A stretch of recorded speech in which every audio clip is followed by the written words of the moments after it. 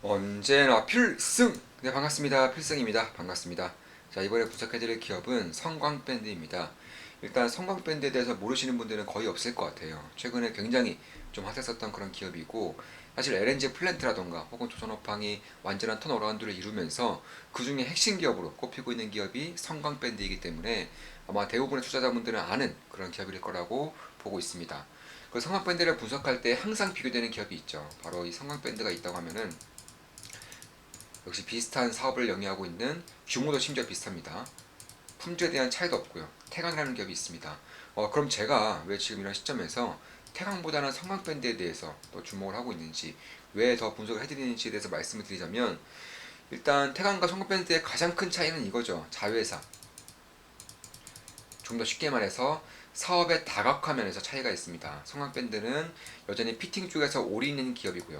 제가 알아봤는데 다른 사업을 하고 있는 경우는 없습니다. 오로지 피팅 쪽으로만, 피팅 쪽에서 매출의 대부분을 내고 있는 기업이고, 태강은 이제 배터리 쪽에서 뭐 배터리 장비라든가 부품, 네, 이쪽에 대한 그런 사업 다각화를 하고 있죠.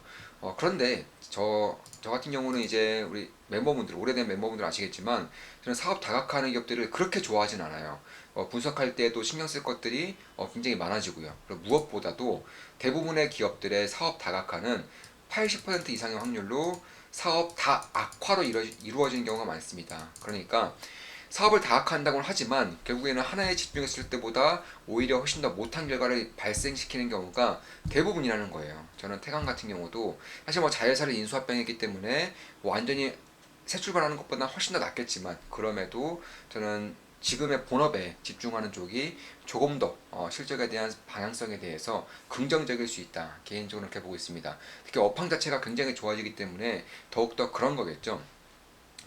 따라서 특히 이제 태강에서 하고 있는 피팅과 피팅 제품들과 배터리 부품, 배터리 장비 부품 이쪽에 대한 연관성이 별로 없는 것도 사실이고요.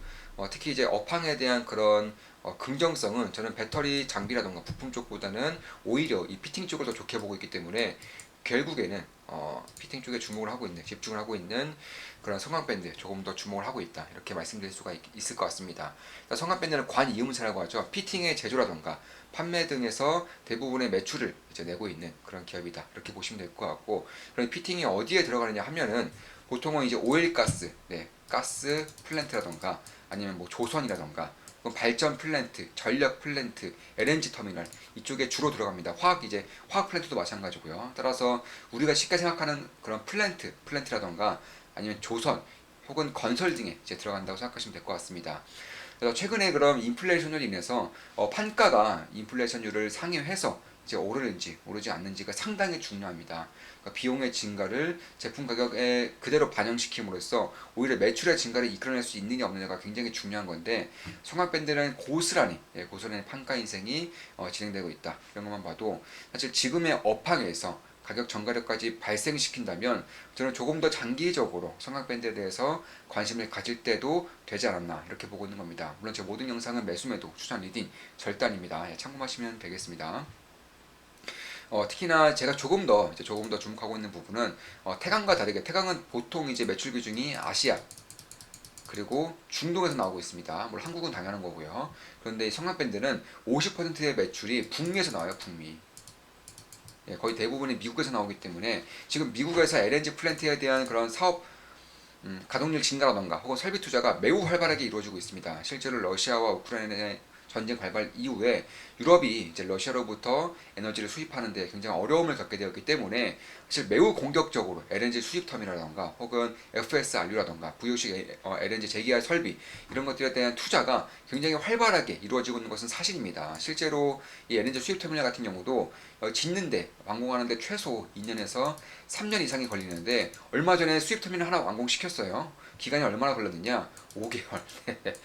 그러니까 이 사이에서 뭐 감사라던가 아니면 안전성 검사 이런 것들을 죄다 거의 대부분을 패스시키면서 매우 빠르게 수입 터미널을 완공시킨 거예요. 그래서 그런 것들을 봤을 때에도 지금 당장에 얼마나 급한 상황인지를 알 수 있는 것이고, 결국 이러한 수입 터미널이 완성됐다는 것은 고스란히 뭐 미국이라던가 혹은 중동으로부터 에너지가 수입된다는 것을 봤을 때에도 결국 이쪽에 대한 수혜를 저는 입을 수밖에 없지 않겠는가, 개인적으로 그렇게 보고 있는 것이고, 미국과 유럽 이 사이에서의 그런 에너지 패권 혹은 에너지에 대한 그런 상호 관련성이 매우 강해지고 있다는 것도 저는 주목할 부분이라고 보고 있습니다. 실제로 얼마 전에 제가 미국의 LNG 기업에 대해서 하나 분석을 해드린 적이 있죠. 네, 주가는 좀 굉장히 양호한 형태를 띠고 있고요.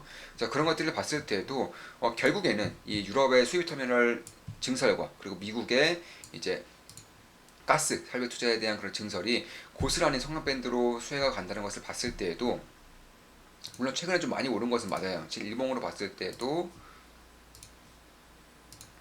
저가 대비해서 약간 30% 이상, 30%가량 오르면서 주가가 빠르게 오른 것은 맞지만, 저는 조금 더 단계적인 관점에서 볼 필요가 있겠다. 특히 성장밴드 같은 경우는 이 수주가 된 이후에 대략 한 3개월에서 6개월 이후 본격적으로 실적으로 이제 찍히는 구간이 나오기 때문에, 저는 아마도 올해 하반기 그리고 내년 상반기부터는 실적이 찍힐 것이라고 보고 있는 것이고, 특히 이제 이런 전유시설 혹은 화학시설, 가스시설 이쪽에 대한 시설에 대해서 증설을 하지 않는 것이 아니냐. 그러니까 증설을 우리 시장이 원하는 것만큼 하지 않으면 어떻겠냐, 이런 의구심이 혹은 불안감이 들 수 있어요.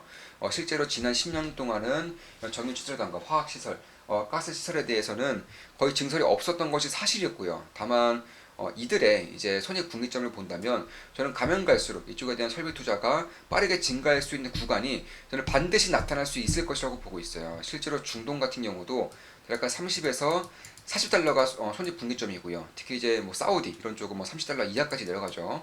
미국 셰일가스 같은 경우도 40에서 50달러 정도, 유럽 같은 경우도 40에서 50달러 정도가 손익분기점이기 때문에, 지금 최근에 유가가 많이 하락했다고 하더라도 여전히 90달러를 상회하고 있다는 점에서는 설비 투자가 이루어지면 이루어질수록 이쪽에 대한 수혜를 역시나 고스란히 받을 수 있기 때문에, 제가 봤을 때에는 앞으로 당분간은 전기시설 혹은 설비 투자, 뭐 시추에 대한 설비 증설 이쪽에 대한 투자는 매우 빠르게 그리고 매우 생각보다 강하게 나타날 것이라고 보고 있는 것이고, 그런 것들이 유럽과 미국의 LNG 설비 투자에 대한 그런 속도라던가 방향성, 규모만 보더라도 충분히 알 수 있는 그런 상황이다, 이렇게 보시면 될 것 같습니다.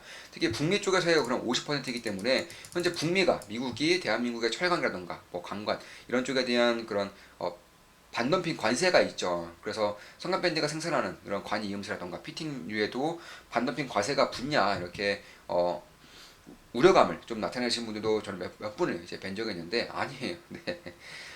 성합밴드 제품 같은 경우는 단순한 제품이 아니라 가공품이에요. 가공품. 참고로 가공품은 관세가 붙지 않습니다. 그러니까 그런 것들을 봤을 때에도 북미에 대한 그런 비중이 높다고 해서 이쪽에 대한 우려를 딱히 할 필요는 없는 것이고, 사실 뭐 오일이라던가 혹은 가스, 플랜트, 뭐 수입 터미널 이쪽뿐만 아니라 이 조선 산업에 대해서도 꽤나 이제 매출 비중이 크기 때문에, 조선업이 턴어라운드 하고 있다는 점도 성합밴드 입장에서는 당연히 이제 수혜를 받을 수밖에 없는 상황이다, 이렇게 보시면 될 것 같습니다. 따라서 지금까지의 그런 산업 업황이 동시에 턴어라운드 한 적이 별로 없어요. 지금 보시면 연봉으로 보더라도 이때 이후 2000년대 후반 이후에는 단 한 번도 이런 시대가 도래하지 않았는데, 저는 그때의 시대가 지금 조금씩 나타나고 있다, 개인적으로는 그렇게 보고 있기 때문에 좀 긍정적으로 보고 있는 부분도 분명히 있습니다. 물론 제 모든 영상은 매수매도 추천 리딩 절대 아닌 거 다들 알고 계시죠? 참고하시면 되겠습니다. 또한 이쪽에 대한 그런 뭐 조선이라던가 플랜트 이쪽에 대한 구인난이 상당히 심화되고 있는데, 성남밴드 같은 경우는 사실 지난 이제 어려운 시절을 겪는 동안, 10년 이상의 어려운 시절을 겪는 동안 사람들이 거의 자르지 않았다고 합니다. 이것도 따로 알아본 결과, 사실 다른 기업들과는 다르게 성남밴드의 그런 기업 마인드 자체가 사람을 자르지 않는 그런 기업 문화가 있다고 해요. 그래서 그런 것들을 봤을 때에도 다른 기업들에 비해서 적자폭이 꽤나 컸었죠. 그래서 그런 것들을 봤을 때 결국 이 성악밴드가 이런 적자폭을 감내를 하면서까지 인력을 지켰던 것들이, 저는 올해 하반기 그리고 내년부터는 본격적으로 나을 가능성이 상당히 높다, 이렇게 보고 있습니다. 따라서 지금부터 조금씩 주목할 만한 부분이 생기지 않았나, 이렇게 보고 있는 겁니다. 자, 이것으로 방송 마치겠습니다. 지금까지 성악밴드 피팅이라던가 혹은 정유시설, LNG 시설, 화학 플랜트, 수입 터미널, FSRU, 또한 뭐 채굴, 오일 채굴이라던가 이쪽에 대한 분석을 한꺼번에 해드렸고, 모든 업황이 동시에 좋아지고 있다는 점에 대해서도 분석을 해드렸습니다. 특히 인력난에 대해서도 다른 기업들에 비해서 조금 더 자유로울 수 있다는 점, 특히 북미 비중이 크기 때문에 지금 미국과 유럽 혹은 미국의 그런 셰일가스 붐이 다시 한 번 더 일어날 가능성이 높아진다는 점에서 고스란히 수혜를 받을 수 있는 기업 중에 하나로 성광밴드로 말씀을 드렸습니다. 자, 이것으로 방송 마치겠습니다. 지금까지 필승이었습니다. 좋은 분석, 좋은 기업 분석으로 찾아뵙겠습니다. 필승 구독은 돈이 됩니다. 필승!